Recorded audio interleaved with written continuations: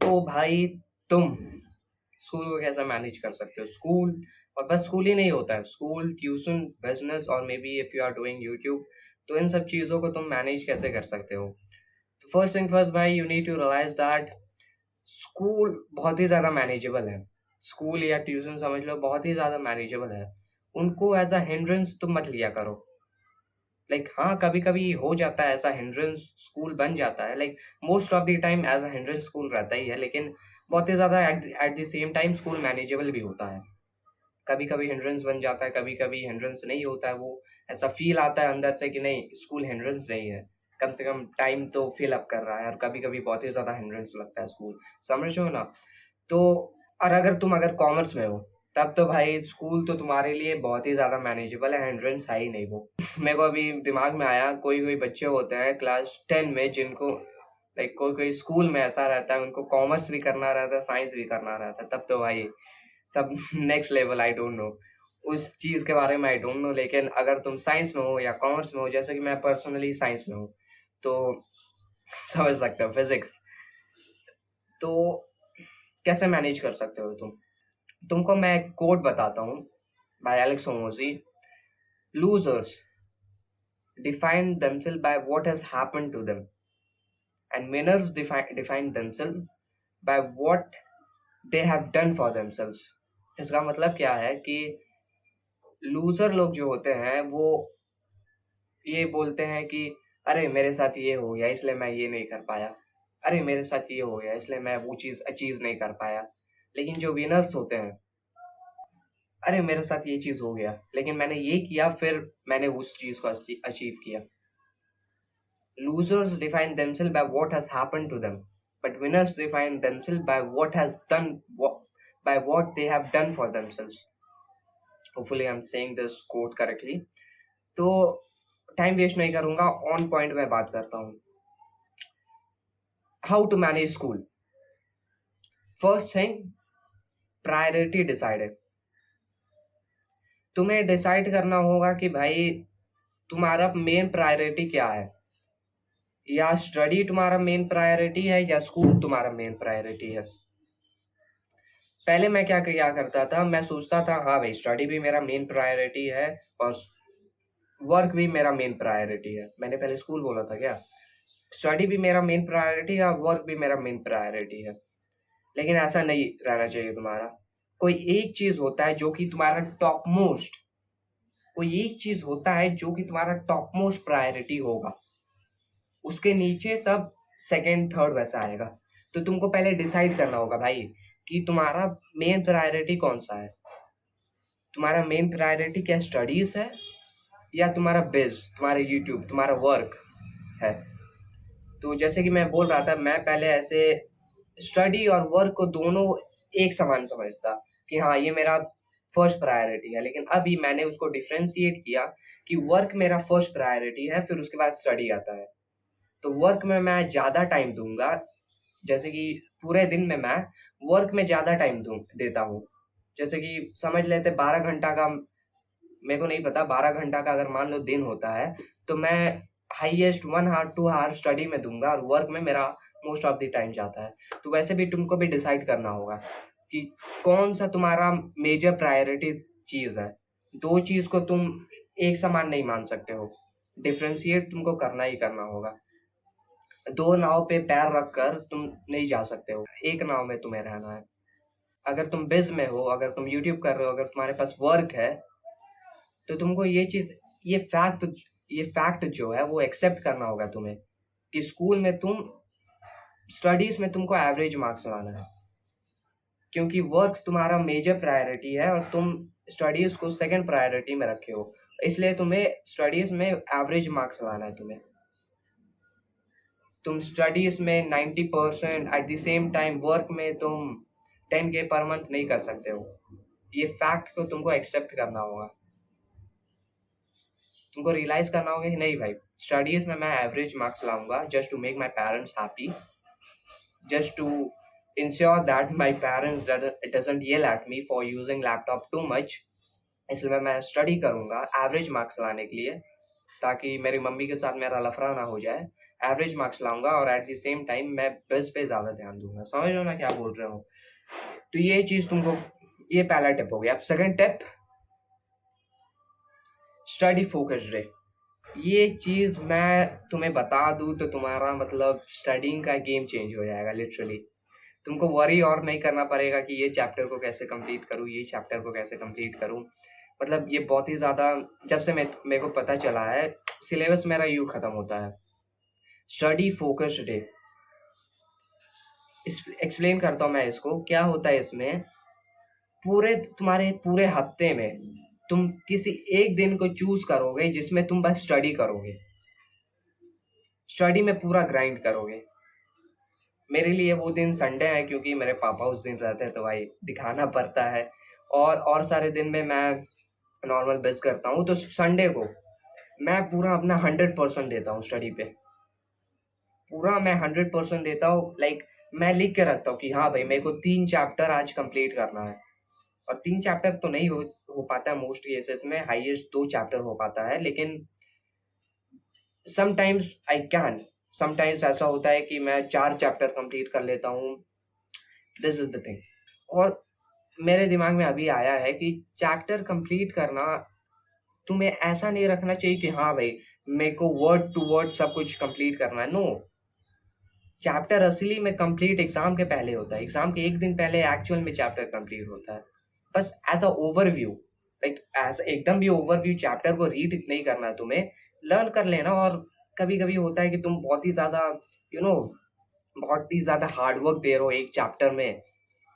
ये मेरे साथ पहले होता कि मैं बहुत ही ज़्यादा हार्डवर्क दे रहा हूँ एक मैथ्स के चैप्टर में कंप्लीट करने के लिए, और एग्ज़ाम के टाइम में मैं इतना सिलेबस मेरे पास रहता है कि मैं उस चैप्टर को कर ही नहीं पाता हूँ। 2 चैप्टर करके एग्ज़ाम में जाता हूँ। तो ऐसा नहीं करना तुमको। समझ रहे हो ना क्या बोल रहा हूँ मैं तुम्हें? तो ऐसे ही तुम्हें एक स्टडी फोकस दे रखना है जिसमें तुम बस स्टडी करोगे और लिख के रखो कि भाई इतना मेरे को कंप्लीट करना है।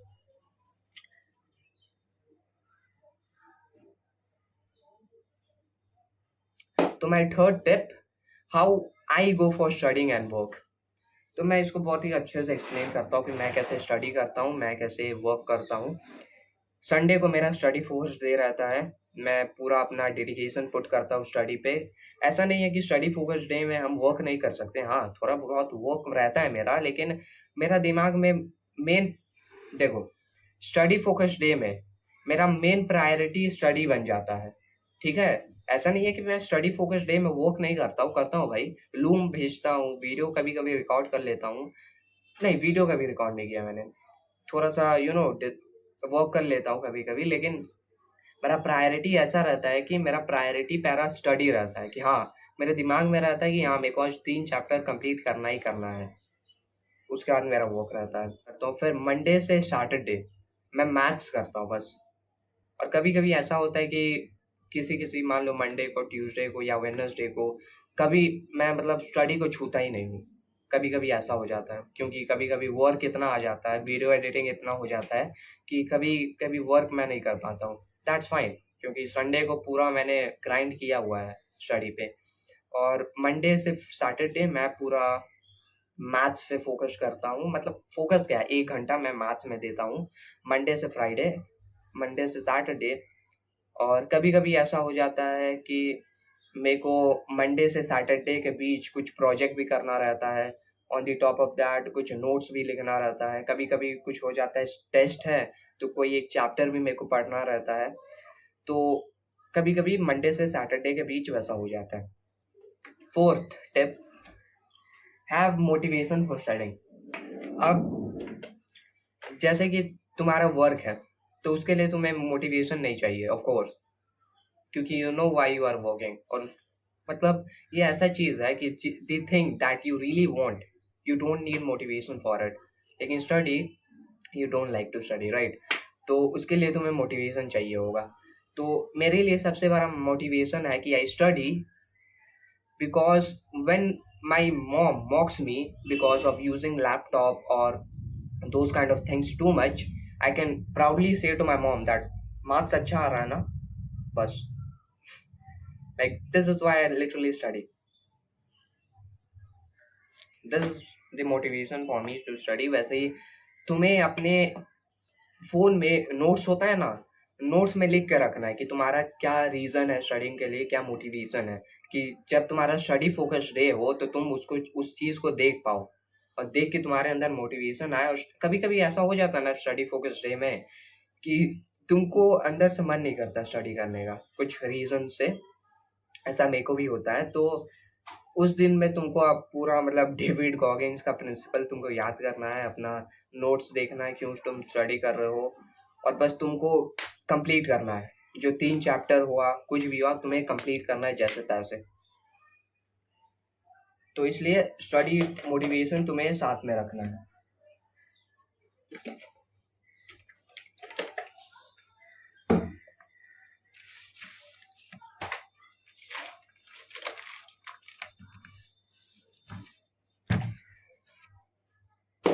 मेक एब्स 5वां tip, make absent in school. Make absent in school and tuition. अब जैसे कि मैं अभी ये वीडियो बना रहा हूँ तो आज थर्सडे है और मैंने एब्सेंट किया हुआ है स्कूल में, और शायद कल भी करूँगा। मतलब वीक में मैं कभी कभी 2 बार एब्सेंट करता हूँ, और एक दिन तो करना ही करना है। एक दिन तो मतलब कंपलसरी है। अब तुम बोलोगे कि भाई अपने पेरेंट्स को कैसे तुम मतलब क्या बोल सकते हैं, मैनिपुलेट यूज़ कर सकते हैं। नहीं, ये नहीं, ये वर्ड नहीं यूज़ करना चाहिए। पेरेंट्स को कैसे तुम कन्विंस करते हो स्कूल में एब्सेंट करने के लिए। वो भाई अलग अलग घर का अलग अलग तुम्हारे घर का कुछ अलग तुम्हारे पास रीजंस हो सकता है, मेरे पास कुछ अलग रीजंस है। अभी मैं पूरा अपना रीजंस बताने जाऊँ तो मतलब तुम्हारे ऊपर से निकल जाएगा, और ये मेरे टाइम में यूज़ करता है। तुम्हारे तुम्हारे केस में कुछ अलग, तुम्हारे केस में कुछ अलग तुम्हारे लिए रीजंस होगा जो तुम अपने पेरेंट्स को बोल सकते हो एब्सेंट करने के लिए। तो भाई एक दिन तो मेरा कंपलसरी है कि मैं वीक में एक दिन एब्सेंट करूँगा ही करूँगा। अब एक दिन के बाद और एक दिन वो थोड़ा ऑप्शनल हो जाता है, उस चीज़ के लिए मेरे को थोड़ा बातचीत करना पड़ता है। मैं बातचीत नहीं, लाइक उतना भी मेरे को 30 मिनट बैठ के बात नहीं करना पड़ता। लाइक 5 मिनट नॉर्मल बात कर लेता हूँ कि हाँ पढ़ाई करना है मेरे को, और एब्सेंट कर लेता हूँ।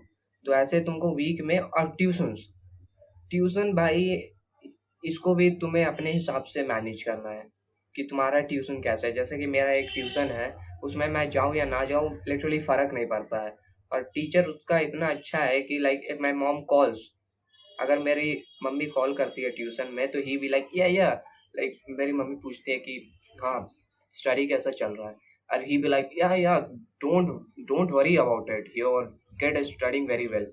तो ये ऐसा मेरा ट्यूशन है। तो तुम्हें भी अपने एनवायरनमेंट के हिसाब से मैनेज करना होगा, और स्कूल और ट्यूशन को मतलब ज़्यादा से ज़्यादा तुम्हें एब्सेंट करना होगा। And now the last step, मतलब yes, now the last step, जैसा कि मैंने तुम्हें पहले ही बोला, manage things according to your environment. अब जैसा मेरा एनवायरनमेंट है ऐसा जरूरी नहीं है कि तुम्हारा भी एनवायरनमेंट हो। बहुत सारी चीज़ है जो कि तुम्हें खुद के लिए मेंटेन करना होगा, तुमको खुद के लिए मैनेज करना होगा। जैसे कि मैंने ट्यूशन का एग्जांपल दिया, तुम्हारे पास पास कुछ अलग टाइप का ट्यूशन हो सकता है जो कि पूरा स्कूल जैसा ही है, या तुम सेल्फ स्टडी करते होगे, तुम्हारा कोई ट्यूशन के लिए प्रेशर नहीं है। तो वैसे ही तुम्हें खुद के लिए मैनेज करना है, खुद के लिए टाइम निकालना है। समझ रहे हो ना क्या बोल रहा हूँ। मेरे लिए मैं अपने एनवायरनमेंट को अपने हिसाब से मैनेज कर रहा हूँ, और मेरे लिए परफेक्ट, मेरा सब कुछ परफेक्ट चल रहा है। अब तुम्हें सोचना है, परफेक्ट से मेरा मतलब है कि like right now making a video, मेरे घर में कोई नहीं है। मैंने स्पेसिफिक दिन में एब्सेंट किया जब मैं जानता हूँ कि मेरे घर में अभी इस टाइम पे कोई नहीं रहता और मैं इस टाइम पे वीडियो बना रहा हूँ। तो मैंने इस हिसाब से मेरे यू नो इन्वायरमेंट को मैनेज किया है, समझा है चीज़ों को, और वैसे ही तुम्हें भी समझना होगा। तो ऐसे तो बहुत चीज़ है जो कि मैं इस वीडियो में बोलते जा सकता हूँ। ऑलरेडी 20 मिनट का ये वीडियो बन चुका है। तो मैं और एक वीडियो बनाऊंगा हाउ टू सर्वाइव स्कूल करके, जिसमें मैं तुम्हें बताऊंगा कि स्कूल में डिसीजंस को कैसे तुम हैंडल कर सकते हो, स्कूल में बुरा कैसे नहीं फील कर सकते हो, वो सब चीज़ें। तो इस वीडियो को इधर ही तक रखते हैं। Take care from Krishna.